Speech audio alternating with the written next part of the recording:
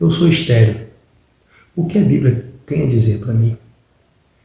Essa é uma pergunta que dificilmente será respondida nas igrejas. Um assunto que dificilmente será abordado. Afinal, trata-se de um tema muito delicado. A esterilidade masculina ainda é um tabu. Os homens não querem falar a respeito e também não há tanto interesse nas igrejas de tocar nessa questão. Mas a realidade é que existem muitos homens que lutam contra a infertilidade, que vivem a realidade da infertilidade. Cerca de 40% dos problemas relacionados à infertilidade conjugal tem a ver com o homem. Por isso, nesta ocasião, eu quero tratar com você desse assunto.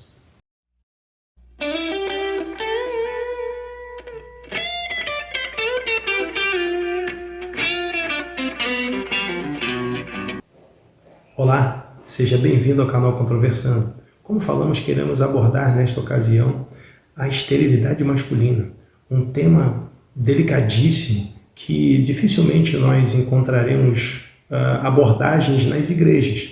Mas eu quero fazer uma análise bíblica dessa questão. Mas antes disso, quero destacar que é muito difícil nós ouvirmos falar desse assunto, alguém confessar sua esterilidade. Como eu fiz aqui, a frase inicial não foi apenas para chamar sua atenção, é realidade, de fato eu sou estéril, mas porque a esterilidade masculina ela é vista como tabu, porque a fertilidade, geralmente no caso dos homens, é associada à potência sexual, é associada à performance, o desempenho sexual, de modo que surgem apelidos pejorativos dirigidos àqueles que vivenciam a infertilidade. E em função da manutenção da rusticidade masculina, os homens não querem procurar a medicina, não querem admitir que o problema pode estar com eles. Mas será que a Bíblia trata desse assunto? Aparentemente, nós encontramos um silêncio bíblico acerca do assunto. Mas quando olhamos de maneira mais concentrada, mais detidamente, nós encontramos indícios de que a esterilidade masculina era uma realidade nos tempos bíblicos. Se não vejamos, veja, Deuteronômio, capítulo de número 25, nós encontramos lá a lei do levirato, quando acontecia o texto diz assim, Deuteronômio 25, 5, quando alguns irmãos morarem juntos e algum deles morrer e não tiver filho, então a mulher do defunto não se casará com um estranho de fora. Seu cunhado entrará a ela e a tomará por mulher e fará obrigação de cunhado para com ela. E será que o primogênito que ela der à luz estará em nome de seu irmão defunto, para que o seu nome se não apague em Israel. Perceba, aparentemente aqui nós temos uma indicação de que o falecido não podia gerar filhos. Afinal, se trocando o marido a mulher passa a gerar filhos, isso pode ser uma indicação de que aquele que morrera era estéril. Mas talvez você diga, mas isso não é tão claro. Mas há um texto ainda, no mesmo livro de Deuteronômio, no capítulo 7, nós encontramos ali quando há uma declaração referente às bênçãos decorrentes da obediência à aliança. Nós vemos no capítulo 7 de Deuteronômio, a partir do versículo 12, diz assim: será, pois, que se ouvindo estes juízos os guardares e fizerdes, o Senhor teu Deus te guardará o conserto e a beneficência que jurou a teus pais. E amar-te-á e abençoar-te-á, e te fará multiplicar e abençoará o fruto do teu ventre, o fruto da tua terra, e o teu cereal, e o teu mosto, e o teu azeite, a criação das tuas vacas, e o rebanho do teu gado miúdo, na terra que jurou a teus pais dar-te. Bendito serás mais do que todos os povos, nem macho, nem fêmea, entre ti haverá estéril, nem entre os teus animais. Ou seja, nem macho, nem fêmea seriam estéreis. Perceba que essa bênção, a concessão dessa bênção, ela está atrelada àquilo que os outros povos viviam. O texto diz, bendito serás mais do que todos os povos. Ou seja, nos outros povos havia casos de esterilidade, mas em Israel isso não haveria nem para macho e nem para fêmea, porque há registros históricos de homens que não podiam gerar filhos. Entretanto, no passado, essa incapacidade de gerar filhos era associada à impotência sexual. Mas aqui nós vemos um claro registro desse tipo de esterilidade, mostrando que, para as Escrituras, esses homens não eram invisíveis. Mas ainda um outro texto, localizado lá em 1 Crônicas, no capítulo de número 2, onde nós vemos dois homens. A partir do versículo 30, o texto diz assim: E foram os filhos de Nadab, Selede e Apaim, e Selede morreu sem filhos. Veja, um homem que morreu sem filhos. O versículo 32 diz assim: E os filhos de Jada, irmão de Samai, foram Jéter e Jonatas, e Jéter morreu sem filhos. Perceba que esses são casos claros de indivíduos que, embora tenham sido casados, não geraram filhos. Aparecem na genealogia, mas há uma declaração de que eles morreram sem filhos. Não há menção de algum tipo de pecado que eles tenham cometido para que viessem a ser amaldiçoados dessa forma. Até porque a esterilidade não é resultado de pecados do passado, mas é resultado do pecado original. Porque quando Deus criou o homem, fez macho e fêmea, em Gênesis no capítulo 1, no versículo 28, a Bíblia diz que Deus dá algumas ordens ao homem criado, macho e fêmea. O texto diz o seguinte: antes dele dar essas ordens, o texto diz assim: E Deus os abençoou. Em seguida, e Deus lhes disse: frutificai e multiplicai-vos e enchei a terra.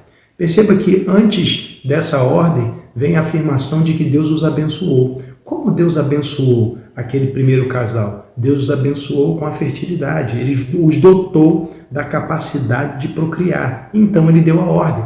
Eles tinham condições de cumprir essas ordens que foram anunciadas ali desde o princípio. Porém, em razão do pecado, nós vemos que a infertilidade passa a fazer parte da história.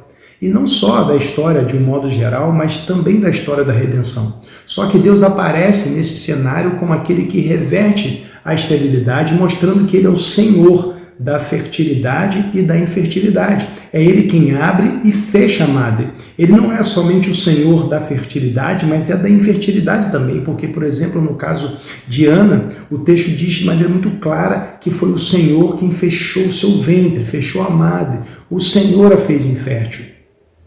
Então, nós percebemos a partir daí que Deus, Ele está no controle de todas as coisas. Mas, e quando nós pensamos o que a Bíblia tem a dizer para aqueles que são inférteis? Qual a direção? Qual o conforto para o coração? A Bíblia, ela ensina em 1 Coríntios capítulo 7 que os solteiros, mesmo sem gerar filhos, eles podem agradar o Senhor. Veja, 1 Coríntios capítulo 7, Paulo, quando ele se dirige aos solteiros, quando ele estabelece uma distinção entre a mulher casada e a mulher virgem, ele diz assim: há diferença entre a mulher casada e a virgem. A solteira cuida das coisas do Senhor para ser santa, tanto no corpo como no espírito. O corpo da mulher infértil, assim como o corpo do homem infértil, ele não está impedido de agradar o Senhor. O homem infértil, ele não deixou de ser masculino. Jesus, quando se encarnou, a sua encarnação se deu num corpo de homem. E Jesus não gerou filhos, Jesus não teve relações sexuais, mostrando que a identidade masculina não está vinculada à performance sexual, nem mesmo à paternidade. Ser homem é mais do que isso.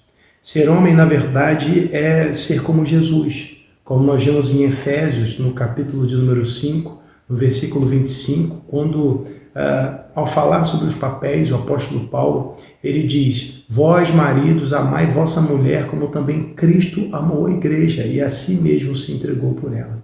Então, a masculinidade bíblica ela tem a ver com a nossa imitação de Cristo. Quanto mais nos identificamos com Cristo, nós assumimos a masculinidade bíblica. O nosso papel tem a ver com a nossa relação com Deus. Sendo assim, irmãos, é importante pensarmos que o nosso contentamento ele não deve vir apenas dos filhos gerados. Na verdade, o nosso contentamento deve estar em Cristo, naquele em quem Deus, por toda a eternidade, tem encontrado satisfação. Se Deus, em toda a eternidade, tem encontrado satisfação, de modo que Ele declara: este é meu Filho amado em quem me comprazo, nós também podemos encontrar satisfação e contentamento em Cristo. E podemos entender que Deus nos dá o privilégio de sermos seus instrumentos, tal como os solteiros podem ser bênçãos nas mãos do Senhor, ainda que não gerem filhos. Os estéreis também podem ser bênção, podem agradar a Deus, porque eles conseguem alcançar o propósito da geração de filhos que foi estabelecido desde o princípio. O propósito da geração de filhos não é apenas encher a terra de corpos, o propósito da geração de filhos é, na verdade, encher a terra de adoradores. Porque pensa comigo, se Adão e Eva tivessem obedecido à ordem que Deus deu, eles teriam enchido a terra, teriam gerado, se multiplicado. Mas se isso fosse feito antes do pecado, os filhos gerados, eles conservariam a retidão original. E eles teriam uma predisposição natural de adorar o Senhor. Por essa razão, eles encheriam a terra de adoradores, toda a terra seria cheia da glória de Deus. Mas veio o pecado. E agora a simples geração de filhos é insuficiente para gerar adoradores. Agora os adoradores precisam ser gerados por meio da pregação do Evangelho e atuação do Espírito Santo. Sendo assim, férteis e inférteis continuam tendo a mesma função, o mesmo propósito. O propósito do casal fértil não é apenas fazer filhos, mas fazer dos filhos discípulos do Senhor. O propósito do casal infértil não é se consumir por um filho que nunca veio. O propósito é glorificar a Deus por meio da geração de filhos espirituais. Assim como os solteiros podem agradar o Senhor, os inférteis também podem. Podem glorificar a Deus por meio da propagação do Evangelho. Podem glorificar a Deus por meio das suas vidas e terem vidas férteis na presença de Deus, porque na antiga aliança a ênfase estava na descendência, porque toda a aliança apontava para Cristo. Então era importante que as matriarcas fossem férteis, porque aquele caminho de fertilidade, aquela linhagem culminaria no nascimento de Cristo. Então o antigo pacto podia ser ameaçado pela infertilidade, por essa razão Deus a revertia.